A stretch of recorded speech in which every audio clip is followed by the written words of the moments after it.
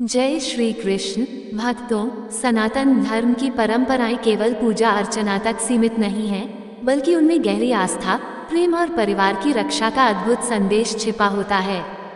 भाद्रपद मास की अमावस्या को हम पिठोरी अमावस्या कहते हैं। इसका नाम पिठोरी इसलिए पड़ा क्योंकि इस दिन आटे के पिठार से 64 मातृ शक्तियों और देवी देवताओं की मूर्तियां बनाकर उनका पूजन किया जाता है। पिठ का अर्थ होता है आटा और उसी से बने पिठार से यह व्रत संपन्न होता है, इसलिए इसे पिठोरी अमावस्या कहा गया। इस व्रत का विशेष महत्व संतानों की रक्षा, उनके उत्तम स्वास्थ्य और परिवार की उन्नति के लिए माना गया है। जब एक माता उपवास करके संकल्प लेती है तो उसके हृदय से निकली प्रार्थना सीधी मातृशक्ति तक पहुंचती है। इस दिन माताएं न केवल अपने बच्चों की दीर्घायु और सुख समृद्धि की कामना करती हैं, बल्कि समस्त कुल परिवार के कल्याण की भी मंगल भावना रखती हैं। इस व्रत की कथा और पूजन परंपरा ये सिद्ध करती है कि माता का स्नेह और श्रद्धा जब भक्ति से जुड़ जाते हैं तो असंभव भी संभव हो जाता है, और संकट चाहे कितना ही बड़ा क्यों न हो, माता शक्ति की कृपा से संतानों की रक्षा निश्चित होती है। पौराणिक शास्त्रों में भाद्रपद अमावस्या के दिन कुशा इकट्ठी करने की मान्यता है। इसे पिठौरा, कुशोत्पाटनी, कुशग्रहणी अमावस्या आदि नामों से भी जाना जाता है। इस दिन सुहागिनें व्रत रखकर भगवान भोलेनाथ और देवी दुर्गा का पूजन करती है। ये दिन पितरों की तृप्ति, पिंडदान, तर्पण और वंश वृद्धि के लिए अधिक महत्वपूर्ण माना जाता है। अमावस्या की शाम पीपल के पेड़ के नीचे सरसों के तेल का दिया लगाने और पितरों का स्मरण और शिव जी और शनि देव की आराधना करने से जीवन में चारों तरफ से के लाभ ही लाभ मिलता है। भक्तों, कथा का आरंभ करने से पूर्व आप सबसे निवेदन है कि इसे केवल एक कहानी न माने, बल्कि इसे माता पिठोरी की महिमा के रूप में श्रद्धा और विश्वास के साथ सुने। पुराणों में कहा गया है कि जब भी कोई कथा भक्ति भाव से सुनी जाती है तो उसका पुण्य श्रोताओं के जीवन को आलोकित कर देता है। संत जन भी कहते हैं, कथा केवल शब्द नहीं, ईश्वर की अनुभूति का सेतु है। अतः आप सभी अपने हृदय को निर्मल कर मातृ शक्ति का स्मरण करते हुए इस कथा को सुने। ये कथा हमें केवल संतान सुख और रक्षा का ही संदेश नहीं देती, बल्कि यह भी सिखाती है कि माता के हृदय से निकली प्रार्थना कभी व्यर्थ नहीं जाती। तो आइए भक्ति भाव और श्रद्धा के साथ इस पावन पिठोरी अमावस्या व्रत कथा का आरंभ करते हैं। प्रेम से बोलिए जय भोलेनाथ, जय माँ दुर्गा। बहुत समय पहले की बात है, जब एक ही गांव में 7 भाई रहते थे। सभी परिश्रमी, धर्मनिष्ठ और प्रेम भाव से रहने वाले थे। सातों की पत्नियां भी गृह कार्य में निपुण और अत्यंत संस्कारवान थीं। घर में बच्चों की किलकारियां गूंजती थीं और पूरा परिवार आनंदमय जीवन व्यतीत कर रहा था। परंतु जब संतान पर संकट आता है तो माता पिता का हृदय डोल उठता है, और ऐसा ही संकट इस परिवार पर बार बार आने लगा। हुआ यूं कि जब पहले भाई की पत्नी ने पिठोरी अमावस्या का व्रत किया और पूरे विधि विधान से पूजा संपन्न की, तो संयोगवश उसी समय उसके पुत्र की असामयिक मृत्यु हो गई। सारे परिवार में शोक छा गया। लोग कहने लगे कि शायद यह व्रत ही अशुभ है। लेकिन फिर अगले वर्ष दूसरे भाई की पत्नी ने यह व्रत किया और उसी प्रकार उसके पुत्र की भी मृत्यु हो गई। अब परिवार में भय और शंका फैल गई। एक एक करके 7 वर्षों तक यही क्रम चलता रहा। 7 भाइयों की पत्नियां व्रत करती और हर बार किसी न किसी संतान की अकाल मृत्यु हो जाती। इस रहस्य से पूरा परिवार टूटने लगा। माताएं रो रो कर दिन बिताने लगीं। भाई एक दूसरे को दोष देने लगे कि शायद किसी ने भूल की है। लेकिन व्रत का फल ऐसा कैसे हो सकता है कि संतान की मृत्यु हो जाए? इस प्रश्न ने पूरे परिवार को घेर लिया। 7वें वर्ष की बात है।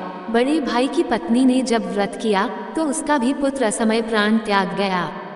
किंतु इस बार उसने हिम्मत दिखाई और अपने पुत्र का शव छिपा दिया। वह फूट फूट कर रो रही थी, और उसी समय गांव की कुलदेवी, जिन्हें दक्षिण भारत में मां पोलेरम्मा और उत्तर भारत में देवी दुर्गा का स्वरूप माना जाता है, वहां प्रकट हुई और करुणामयी स्वर में बोली, वत्स, तू इतना विलाप क्यों कर रही है? बड़े भाई की पत्नी ने रोते हुए अपनी पीड़ा सुनाई कि मां, हम 7 साल से यह व्रत कर रहे हैं, किंतु हर बार एक संतान की मृत्यु हो जाती है। ये कैसा व्रत है जो कल्याण के स्थान पर विनाश का कारण बन रहा है। देवी मुस्कराई और बोली, वत्स, यह व्रत अशुभ नहीं, अत्यंत शुभ है, किंतु तुम लोगों ने इसके पीछे छिपे रहस्य को समझा नहीं। यह व्रत केवल उपवास और पूजा भर नहीं है, यह व्रत संतान के जन्म मृत्यु चक्र को संतुलित करने वाला है। आज मैं तुम्हें उपाय बताती हूँ। तुम अपने पुत्र की मृत्यु स्थली पर हल्दी छिड़को, उस हल्दी में मातृ शक्ति का वरदान है। ये पवित्रता और जीवन शक्ति प्रदान करती है। बड़े भाई की पत्नी ने जैसे ही देवी के वचनों का पालन किया और हल्दी छिड़ककर घर लौटी तो देखा कि उसका पुत्र जीवित हो उठा है। न केवल वही, बल्कि अन्य भाइयों के मृत हुए सभी पुत्र भी पुनर्जीवित हो गए। घर में खुशी का ठिकाना न रहा। सभी भाई, उनकी पत्नियां और बच्चे एक साथ मिलकर देवी की स्तुति करने लगे और कृतज्ञता के साथ प्रण किया कि इस व्रत की परंपरा को कभी नहीं टूटने देंगे। उस दिन से यह मान्यता प्रचलित हुई कि पिठोरी अमावस्या का व्रत माताएं अपनी संतान के संकट निवारण के लिए करती हैं। इस व्रत में आटे का पिठार बनाकर 64 योगिनियों और मातृ देवियों की पूजा की जाती है। बच्चों की लंबी उम्र और स्वास्थ्य की कामना की जाती है और हल्दी का विशेष महत्व रखा जाता है क्योंकि हल्दी देवी शक्ति का प्रतीक है। भक्तों, इस कथा से हमें यही सीख मिलती है कि जब भी जीवन में कठिनाई आए तो श्रद्धा और विश्वास के साथ व्रत उपवास करें। देवी शक्ति की शरण लें क्योंकि सच्चे भाव से किया गया व्रत कभी व्यर्थ नहीं जाता।